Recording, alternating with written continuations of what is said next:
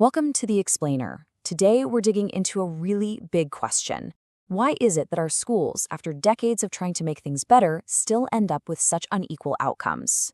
Well, the source material we're looking at argues that the real reasons are buried deep in hidden systems we almost never talk about. I mean, this is the big one, right? For so long, we've thrown money, new programs, and all kinds of reforms at our schools. But those stubborn gaps in student success, they just don't seem to budge. So what's really going on here? What are we missing? According to the analysis we're exploring today, the answer isn't about just tweaking the system. It's about understanding the very foundation it's built on. So we're going to peel back the layers and look at three powerful forces that are often invisible but are always at work: settler colonialism, whiteness, and ableism. Okay, so let's start with that first foundational layer. To really get what this argument is about, we have to talk about decolonization. And a really key point from scholars Eve Tuck and K. Wayne Yang is that we have to be super precise about what that word actually means. So, what is decolonization, really? Well, Tuck and Yang are incredibly clear about this. It is not some vague, feel-good idea. It's a real, tangible, structural process. We're not just talking about changing how people think, we're talking about the literal return of Indigenous land and power. It's all about dismantling the core structures of settler colonialism. And this brings us to their most famous and most powerful argument: decolonization is not a metaphor. What they're warning against is using the word decolonize for just about any social justice project. They argue that when we do that, we kind of water it down and let settler society off the hook for the very specific, very real work that needs to be done. So let's be crystal clear on this difference because it's huge. You know, adding a book by an Indigenous author to the class reading list, that's a great step. But according to this argument, it's not decolonization. Shifting our attitudes about history, also incredibly important, but again, still not decolonization.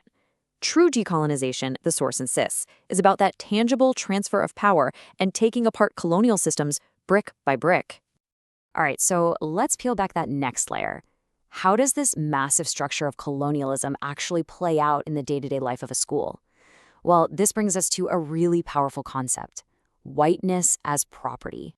So this idea comes from scholar C.L. Gillies, and it suggests that in our schools, whiteness kind of acts like property.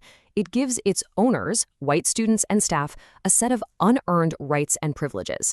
And the thing is, while these perks might be totally invisible to those who have them, they are definitely felt by students of color and Indigenous students. So what do these property rights actually look like in a school?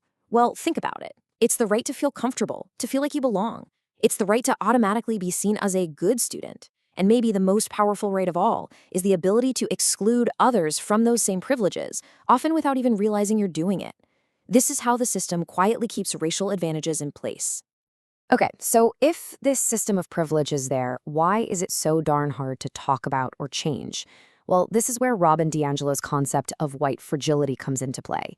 It's that immediate defensive reaction that can pop up when white privilege is pointed out, and it has a way of completely shutting down any real conversation about anti-racist work. And listen, this isn't just some abstract theory. The author of the source material actually shares a personal story about leading an anti-racism training and seeing this exact resistance from his own colleagues. It's just a powerful reminder of the incredible emotional weight that's put on educators of color who are trying to move this critical work forward.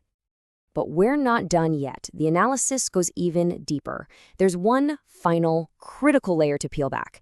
And this is where we start to see that racism and ableism aren't two separate issues in our schools. They've been tied together for a long, long time. What the source shows us is how historically disability labels have actually been used as a tool to pathologize and segregate Black and Indigenous students who, it turns out, are diagnosed with certain disabilities at way higher rates. So essentially, the idea of disability gets used to reinforce an already existing racial hierarchy. And wow, this slide really gets to the heart of the huge shift in thinking that's being called for. For so long, we've had the medical model, which says the problem is some kind of deficit inside the student that we need to fix. But a critical disability studies approach just flips that whole idea on its head.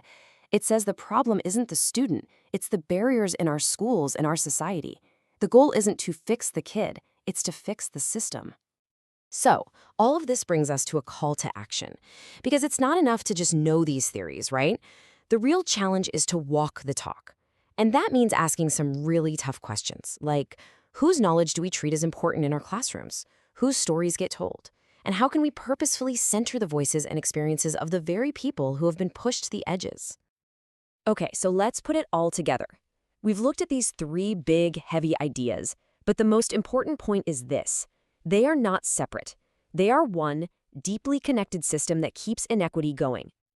So here they are, the three interlocking systems. You've got the foundation of settler colonialism, the pervasive system of whiteness as property, and the interwoven logic of ableism.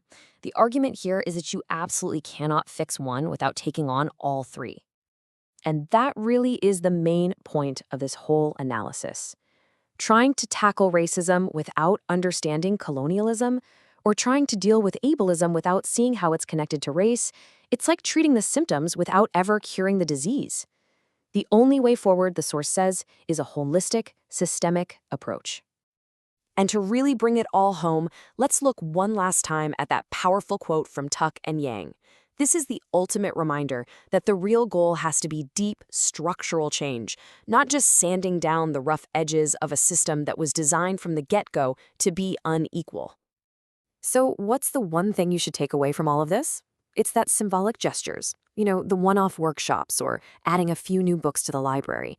As well-intentioned as they are, they just aren't enough. Real, lasting change has to be systemic. It has to be deep and, probably pretty uncomfortable.